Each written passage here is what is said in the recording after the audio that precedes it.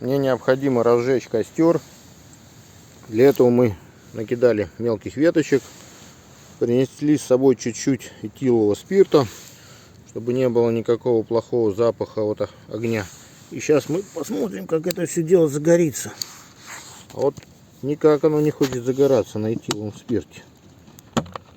А нет, загорелось. Сейчас чуть-чуть нальем.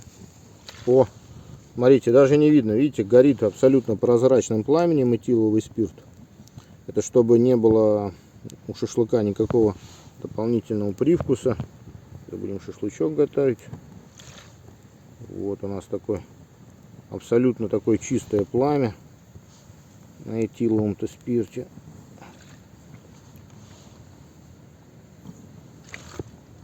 Ну, Игорь, иди сюда. Сейчас, секундочку, я распалю костер, только потом. Сейчас я жутко занят.